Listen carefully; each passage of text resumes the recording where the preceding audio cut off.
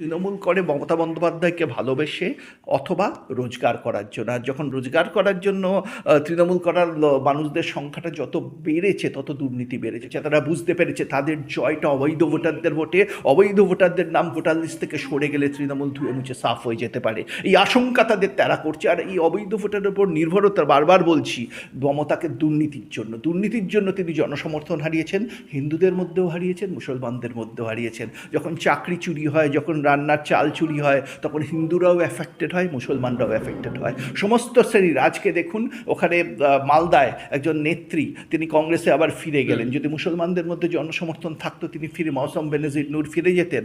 আজকে হুমায়ুন কবির মুর্শিদাবাদে তিনি এমন একটা পরিস্থিতি তৈরি করলেন, তাকে দল বহিষ্কার করতে বাধ্য হলো। যদি মুসলমানদের মধ্যে মমতার জনসমর্থন থাকতো সেটা করতে তিনি পারতেন।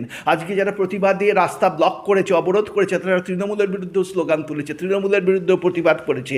এই যে মুসলমানরা রাস্তায় নামছে আজকে, এই প্রতিবাদটা কিন্তু তৃণমূল সরকারের বিরুদ্ধে প্রতিবাদ। তৃণমূল সরকারের আমলে যেভাবে তাদের উন্নয়ন হয়নি, যেভাবে তাদের চাকরি বাকরি হয়নি, যেভাবে তাদের ব্যবসা বাড়িনি, যেভাবে তাদের রোজগার বাড়িনি, তার বিরুদ্ধে তারা সোচ্চার হচ্ছেন, নিজের অধিকারের দাবিতে সোচ্চার হচ্ছেন। কারণ তারা উপলব্ধি করছেন মমতা বন্দ্যোপাধ্যায় তাদের শুধু দুধেল গরু হিসেবে ট্রিট করেছেন, মানুষ হিসেবে দেখেননি।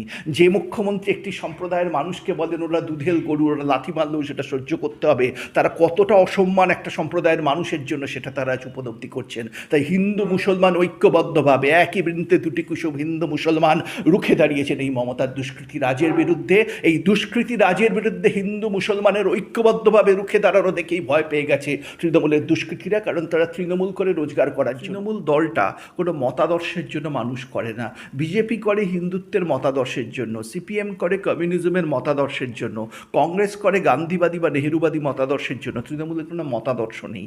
যেহেতু কোনো মতাদর্শ নেই, তৃণমূল করে মমতা বন্দ্যোপাধ্যায়কে ভালোবেসে অথবা রোজগার করার জন্য। আর যখন রোজগার করার জন্য তৃণমূল করার মানুষদের সংখ্যাটা যত বেড়েছে তত দুর্নীতি বেড়েছে। কারণ রাজনীতি থেকে যারা রোজগার করতে চান তারা দুর্নীতি করেন, সোজা কথা। মমতা দল ধরে রাখতে এই দুর্নীতিকে প্রশ্রয় দিয়েছেন, সেই জন্য সিন্ডিকেট রাজকে প্রশ্রয় দিয়েছেন। দুর্নীতির ফলে তার জনসমর্থন কমেছে। তখন জনসমর্থন কি করবেন তিনি? বাংলাদেশ থেকে অবৈধ অনুপ্রবেশকারীদের এনে ভোটার করে ভোটে দেওয়ার চেষ্টা করেছেন। এই যে আমরা বলি না যে 19 সালে 34 থেকে 22-এ তৃণমূল নেমে এলো, আবার 21-এ ঘুরে দাঁড়ালো, 24-এ ঘুরে দাঁড়ালো, এই ঘুরে দাঁড়ানোটা সম্ভবত ভবিষ্যতে হয়তো বেরোবে এটা বাংলাদেশি অবৈধ অনুপ্রবেশকারীদের ভোটে বা অবৈধ ভোটারদের ভোটে। ঠিক এই কারণে এসআইআর যখন হচ্ছে, যখন এই অবৈধ ভোটারদের নাম কাটা দেওয়ার একটা সম্ভাবনা তৈরি হচ্ছে, তখন তৃণমূল এত আতঙ্কিত। বহু মানুষের যদি তৃণমূল ক্ষমতায় চলে যায় তাদের রোজগার বন্ধ হয়ে যাবে। তারা রোজগারই করছে তৃণমূল করার জন্য, তারা বিভিন্ন জায়গায় চাকরিও করছে, পেশাও করছে। আপনার সাংবাদিক পেশাই আছেন, কত এডিটারের চাকরি চলে যাবে তৃণমূল চলে গেলে। ভয় পাচ্ছেন তারা ভয় পাচ্ছেন চাকরি চলে যাবে। যারা এইসব রিয়েল এস্টেট ব্যবসায়ী, যারা প্রমোটার, তাদের অনেকের ব্যবসা বন্ধ হয়ে যাবে তৃণমূল চলে গেলে। যারা এইসব সিন্ডিকেট চালান তাদের রোজগার বন্ধ হয়ে যাবে, ভয় পাচ্ছেন তাই তারা রুখে দাঁড়াচ্ছেন। এটা তাদের পেটে লাথি পড়ছে। এই লড়াইটা কিন্তু তৃণমূল বিজেপির লড়াই নয়, এটা বাংলার সৎ সাধারণ হিন্দু মুসলমানের সাথে তৃণমূলের দুষ্কৃতীদের লড়াই। এটা মানুষ উপলব্ধি করেছেন। তাই এই লড়াইটা বাংলার ভবিষ্যৎ ঠিক করতে চলেছে। 2026-এই ঠিক হয়ে যাবে বাংলাদেশের মতো একটা রাউত সোসাইটি হয়ে যাবে, না আবার মহারাষ্ট্র গুজরাটের মতো একটা সমৃদ্ধ রাজ্য হয়ে উঠবে।